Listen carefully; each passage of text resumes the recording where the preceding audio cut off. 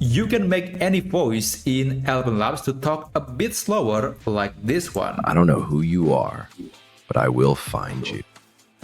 So today I'll show you how you can achieve a slower pace at text-to-speech in ElevenLabs. But first, before I start, there is one thing that you need to know. Right now, when I'm recording this video, there are two big and popular models in ElevenLabs, which is 11 Multilingual version 2, and I'll just call it version 2, and 11 version 3 Alpha. So basically, these two models have different way of working, and therefore the way to achieve the slower pace using version 2 and version 3 will be very different. So I'll talk about both of them in this video, but let's start with 11 Multilingual version 2.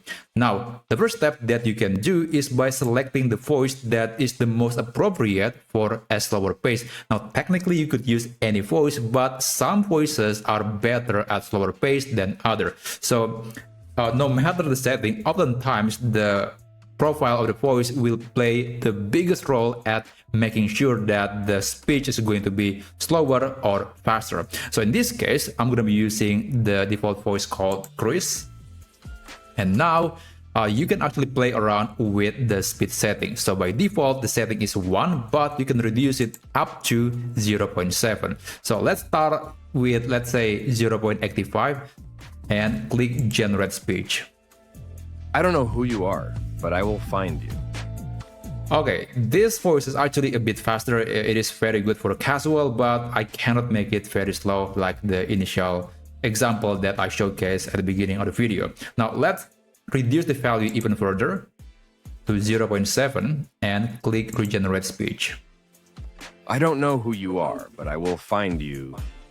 Okay, that is much better, but there is also another trick that you could use on the script right here. So you can actually add things like dots like that, or you can also use a dash to make a pause in the middle of the sentence. So let's try using a simple set of 3 dots and click this button again. I don't know who you are, but I will find you.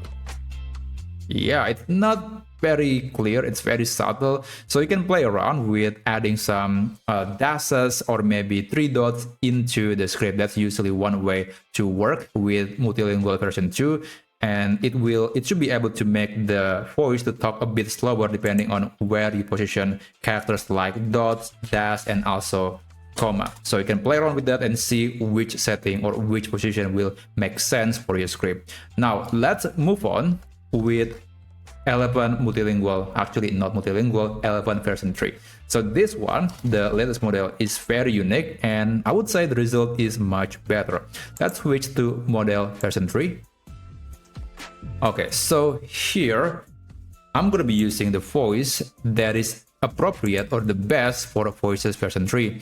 And honestly, you can use any voice, but usually if you want to get the best quality, I do recommend to use voices that are designed for version 3. And in this case, the voice that I choose, which is Chris, it is also supported for version 3. So I'm not going to be changing any voice.